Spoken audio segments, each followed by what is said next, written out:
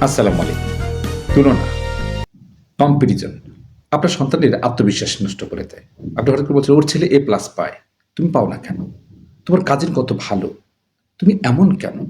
এরকম করে আমরা অনেক তুলনা করি। এই কথাগুলি কি আপনিও বলেন? ভাবুন তো একবার। সত্যটা হলো এই কথাগুলো সন্তানের ভবিষ্যৎ নষ্ট করছে আর আত্মবিশ্বাস ভেঙে দিচ্ছে। আমরা অনেক বাবা-মাই আছি, আমরা অনেক সময় ভাবি যে তুলনা করলে সন্তান হয়তো মোটিভেট হবে। কিন্তু বর্তমান সময়ের যে বিজ্ঞান সেটা কি বলছে? ২০২৫ সালের একটি গবেষণায় দেখা গেছে যে প্যারেন্টস সোশ্যাল কম্প্যারিজন সরাসরি সন্তানের সেলফ এস্টিম কমিয়ে দেয়। অর্থাৎ এই যে সামাজিকভাবে যদি আমাদের সন্তানের সাথে কাউকে তুলনা করি, তাহলে তার সেলফ এস্টিম কমিয়ে দেবে। আর ২০২৪ সালের একটি লংজিটিউডাল গবেষণায় প্রমাণ হয়েছে যে যেসব সন্তান প্যারেন্টাল সাইকোলজিক্যাল কন্ট্রোল যেমন তুলনা, শেম এগুলো অনুভব করে, তাদের সেলফ এস্টিম সময়ের সাথে সাথে কমতে থাকে। অর্থাৎ আমরা অনেক সময় এই তুলনাগুলো করে থাকি আমাদের বন্ধু-বান্ধবদের ছেলে-মেয়েদের সাথে, আত্মীয়স্বজন যারা আছে তাদের ছেলে-মেয়ের সাথে।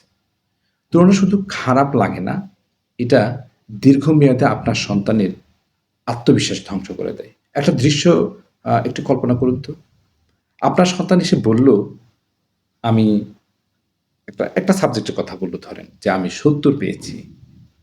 আপনি বললেন, "তোমার বন্ধু ৯০ পেয়েছে।" এই এক বাক্যে আপনি কি শিখালেন?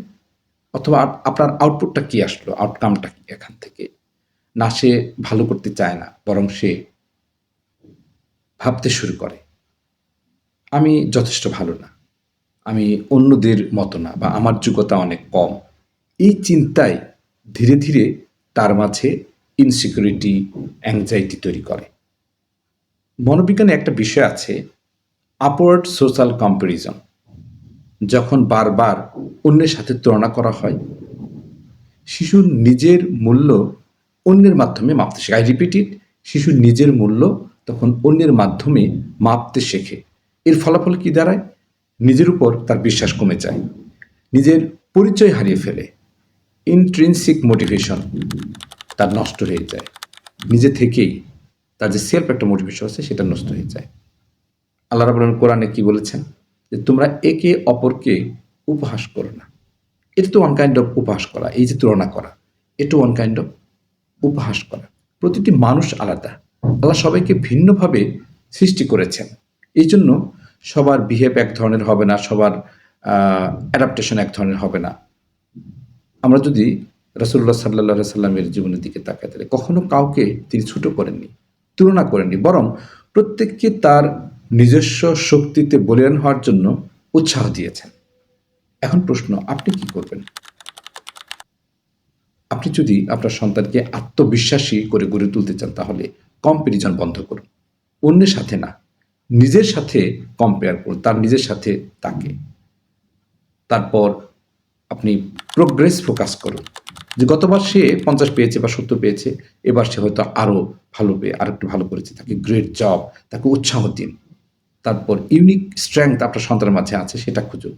প্রতিটি সন্তানের আলাদা ট্যালেন্ট আছে, সেই ট্যালেন্টটা খুঁজে বের করার চেষ্টা করুন। এনকারেজ করুন, ক্রিটিসাইজ না করে মোটিভেট করুন। মনে রাখবেন, তুলনা সন্তানকে ভাঙে আর স্বীকৃতি সন্তানকে গড়ে দেয়। একদিন আপনার সন্তান বড় হবে, তখন সে মনে রাখবে আপনি তাকে অন্যের সাথে তুলনা করেছেন নাকি তাকে নিজের মতো গ্রহণ করেছেন। এই ভাবনাটা তার কিন্তু তার জীবদ্দশাতে আসবে। তাই আজ থেকে সিদ্ধান্ত নিন, আপনি আপনার সন্তানকে অন্য কারো সাথে তুলনা করবেন না। আপনি তাকে ভাঙবেন না, আপনি তাকে গড়ে তুলবেন। গড়ে তুলবার জন্য তাকে মোটিভেশন দিবেন। সুপ্রিয় দর্শক, আজকে যে কথাগুলো বলেছি সেটি ভালো লাগলে অবশ্যই আমাদের এই ভিডিওতে লাইক দিবেন, শেয়ার করবেন। আর আমাদের প্রোফাইল অবশ্যই ফলো করবেন। আর এমন গবেষণা ভিত্তিক প্যারেন্টিং কনটেন্টের জন্য আমাদের সাথে থাকবেন। চ্যানেলটি সাবস্ক্রাইব করবেন। আপনি জানাবেন আপনার ভালো লাগা এবং মন্দ লাগা। আর আপনার সন্তানের সমস্যা সম্বলিত যে কোনো ধরনের প্রশ্ন আমাদেরকে করতে পারেন। আমরা চেষ্টা করব উত্তর দেওয়ার জন্য। সকলে ভালো থাকবেন, সুস্থ থাকবেন। শুভকামনা সকলের জন্য। আল্লাহ হাফেজ।